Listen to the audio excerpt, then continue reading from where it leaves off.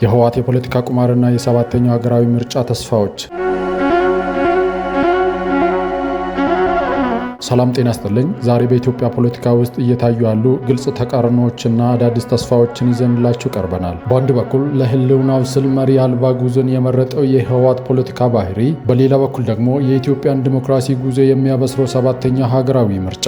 የህወሓት ትላንትና ዛሬ ለምን አይገናኝም? ህዝቡስ የታጠቁ አካላትን ጥሪ ውድቅ በማድረግ ወደ ምርጫ ካርዱ ለምን እያመራ ነው? ዝርዝሩን አብረን እንይ። የህወሓትን እውነተኛ ማንነት ለመረዳት የቅርብ ጊዜ ንግግራቸውን ማስተዋል በቂ ነው። ቀደም ሲል ትግራይ ሉዓላዊ ሀገር ናት፣ ፌዴራል መንግስት አያስፈልገንም በሚል እብሪት ክልሉን ለጦርነትና ለጥፋት ዳርጎት ነበር። ዛሬ ግን ያ ድምፅ ተቀይሯል። የፖለቲካ ትርፋቸው ስነካና በውስጥ ሽኩቻ ስታመሱ ከፌዴራል መንግስት እየተገፋ ነው በሚል የለቅሶ ፖለቲካ ውስጥ ገብተዋል። ይህ የሚያሳየው አንድ እውነት ብቻ ነው። ቡድኑ ስለ ህዝብ ሰላም ሆነ ስለ ሀገር አንድነት ግድ የለውም። ዋና ዓላማው በማንኛውም ዋጋ ስልጣን ላይ መቆየት ብቻ ነው። ትላንት የካደውን ዛሬ የሚለምን፣ ትላንት የራቀውን ዛሬ የሚናፍቅ መሪ አልባ የፖለቲካ ቁማር የህወሓት መለያ ሆነዋል። በሌላ በኩል የኢትዮጵያ ዲሞክራሲ ተቋማት ግንባታ አዲስ ምዕራፍ ላይ መድረሱን የሚያሳዩ ምልክቶች እየታዩ ነው። ሰባተኛ ሀገራዊ ምርጫ እስካሁን ባለው ሂደት ሰላማዊና አሳታፊ መሆኑ ይስተዋላል። መንግስት የፖለቲካ ምህዳሩን በማስፋት ተፎካካሪ ፓርቲዎች በብሔራዊ ቴሌቪዥን ጭምር ቀርበው ከገዢው ፓርቲ ጋር በሀሳብ እንዲሟገቱ መደረጉ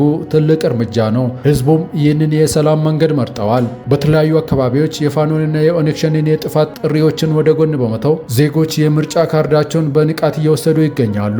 ይህም የሚያሳየው ህዝቡ በጠበንጃ ሳይሆን በምርጫ ካርድ ለውጥ ማምጣት እንደሚቻል ያለውን ጽኑ እምነት ነው። ኢትዮጵያ በለውጥና በፈተና መካከል ትገኛለች። የህወሓት አይነት ጊዜያዊ የፖለቲካ ትርፍ አሳዳጆችን ሴራ በመበጠስ የሀገርን ዲሞክራሲ መሰረት ማጠናከር የሁላችን ድርሻ ነው። እናንተስ በፓርቲዎች ክርክርና የምርጫ ሂደቱ ላይ ያላችሁ ምልከታ ምንድን ነው? ህዝቡ የታጠቁ አካላትን ጥሪ ውድቅ ማድረጉ ለአገሪቱ ሰላም ምን ትርጉም ይኖረዋል? ሀሳባችሁን በኮመንት አጋሩን። ስላዳመጣችሁን እናመሰግናለን።